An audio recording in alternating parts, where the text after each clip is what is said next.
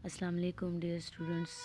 आज हम vapour pressure discuss करेंगे। ठीक है, वेपर प्रेशर जो है that is a property of liquid. ठीक है, इसको हम इंट्रिंसिक प्रॉपर्टी भी कहते हैं, इंट्रिंसिक प्रॉपर्टी भी कहते हैं, क्योंकि और कॉन्स्टिट्यूटिव प्रॉपर्टी भी कहते हैं। इसका मतलब है कि इंट्रिंसिक प्रॉपर्टी का मतलब है कि ये जो है ये अमाउंट ऑफ सब्सटेंस पे जो है ये डिपेंड नहीं करता। ठीक है ना, ये जो है कॉम्पोजिशन ऑफ मैटर पे जो है तो ये डिपेंड करता है, या कनेक्टिविटी ऑफ एटम पे जो है तो ये डिपेंड करता है, इसलिए कॉन्स्टिट्यूटिव प्रॉपर्टी भी कहते हैं। तो कॉन्स्टिट्यूएंट्स का मतलब है कॉम्पोजिशन, राइट। मैंने मेंशन किया हुआ है। ठीक है बच्चों, नाउ लेट्स सपोज ये वेपर प्रेशर का पहले मैं आपको डेफिनेशन नहीं बताती, पहले मैं जो है एक्सप्लेन कर लेती हूँ, बाद में मैं आपको डेफिनेशन समझाऊंगी। ठीक है, तो देखिए लेट्स सपोज़ ये हमारे पास जो है एक कंटेनर है जिसको हमने इनक्लोज किया हुआ है। ठीक है ना, इस कंटेनर में लेट्स सपोज़ यहाँ पे हमारे पास जो है लिक्विड है।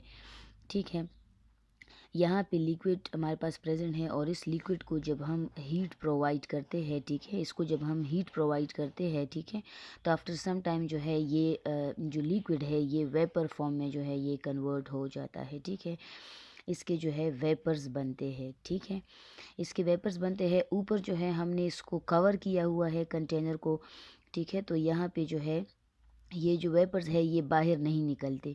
ठीक है ना, ये इस कंटेनर को जो हमने इनक्लोज किया हुआ है ऊपर ढक्कन पे जो है ये मतलब इससे जो है एस्केप नहीं कर सकते।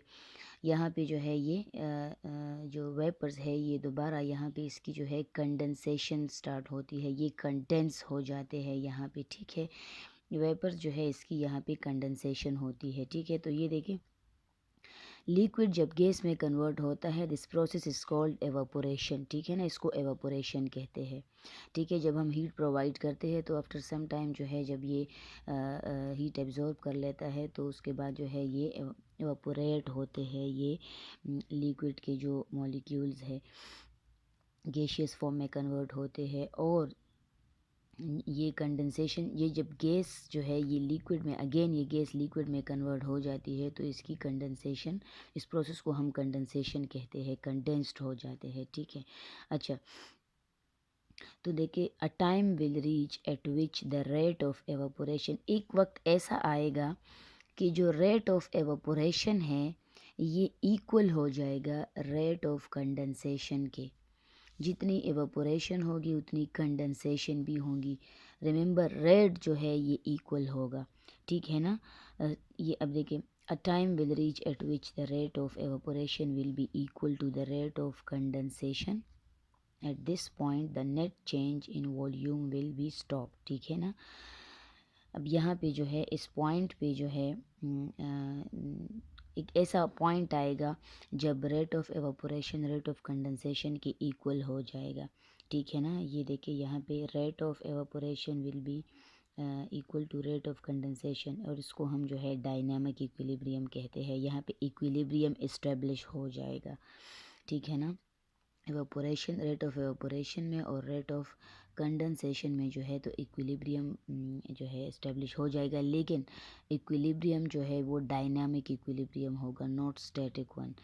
ठीक है ना, मतलब स्टिल जो है यहाँ पे एवापोरेशन भी हो रही है और कंडेंसेशन भी जो है तो हो रही है। ठीक है ना, लेकिन इनके रेट्स जो है ये इक्वल है, तो इसलिए इसको हम जो है डायनामिक इक्विलिब्रियम कहते हैं। ठीक है, इस पॉइंट पे जो है नेट चेंज इन वॉल्यूम जो है ये भी स्टॉप्ड हो जाएगा। जितना इसका वॉल्यूम होगा उतना यहाँ पे कंडेंसेशन जितनी होगी इतनी इवेपोरेशन होगी, तो इसलिए हम कहते हैं कि वॉल्यूम दोनों का सेम होगा। अगर कंडेंसेशन हो रही है, अगर वेपर्स कंडेंस हो रहे हैं तो एवापोरेट भी हो रहे हैं, तो इसलिए नेट चेंज इन वॉल्यूम जो है वो ज़ीरो कंसिडर किया जाएगा। अब इस डायनामिक इक्विलिब्रियम वाले पॉइंट पे जो वेपर्स जो प्रेशर एक्सर्ट करते हैं इस पॉइंट पे मतलब the rate of evaporation equal to rate of condensation, तो इसको हम कहते हैं ये यहाँ पे डायनामिक इक्विलिब्रियम इस्टेब्लिश हो जाता है। इस पॉइंट पे डायनामिक इक्विलिब्रियम पॉइंट पे जो वेपर्स जो प्रेशर एक्सर्ट करते हैं, वेपर्स जो प्रेशर एक्सर्ट करते हैं उसको हम क्या कहते हैं, वेपर प्रेशर कहते हैं। यहाँ पे देखिए मैंने लिखा हुआ है, so the pressure exerted by the vapour molecule on the surface of liquid at dynamic equilibrium is called vapour pressure. ठीक है। अच्छा, अब हमारे पास डिफरेंट फैक्टर्स है जो कि वेपर प्रेशर को जो है ये इफ़ेक्ट करते हैं। ठीक है। फर्स्ट वन है इंटरमोलिकुलर फोर्सेस। ठीक है।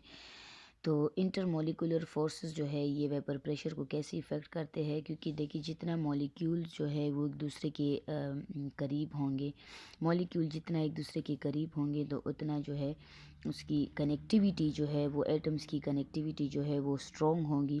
और जब कनेक्टिविटी स्ट्रॉन्ग होगी तो उसका जो वेपर प्रेशर होगा वो कम होगा, उसको ज़्यादा हीट हम प्रोवाइड करेंगे। उन मॉलिक्यूल्स के बीच का जो उनकी जो कनेक्टिविटी है उसको ब्रेक करने के लिए हम ज़्यादा हीट प्रोवाइड करेंगे। ज़्यादा हीट प्रोवाइड करेंगे तो एवापोरेशन लेट होगी, फिर जो है कंडेंसेशन एवापोरेशन वाला प्रोसेस लेट होगा। तो इसलिए हम कहते हैं कि जितना हमारे पास स्ट्रॉन्ग इंटरमोलिकुलर फोर्सेस होंगी तो उतना हमारे पास जो है वेपर प्रेशर जो है वो, किसी लिक्विड का वेपर प्रेशर जो है वो कम होगा, क्योंकि वेपर प्रेशर जो है वो लिक्विड की प्रॉपर्टी है। तो अब देखिए जैसे हमारे पास हनी है ना, तो उसमें इंटरमोलिकुलर फोर्सेस ज़्यादा स्ट्रॉन्ग है। उसके बाद ग्लिसरीन का आपने देखा होगा वो भी थोड़ा सा थिक होता है। ठीक है। और ग्लिसरीन का जो वेपर प्रेशर है वो ज़्यादा है देन वाटर। तो जितना इसमें अब हनी में इन आईएमएफ फोर्सेस यानी कि इंटरमोलिकुलर फोर्सेस ज़्यादा होती है। तो इस वजह से हम कहते हैं कि जितना इंटरमोलिकुलर फोर्सेस ज़्यादा होंगी तो उतना इसका वेपर प्रेशर कम होगा।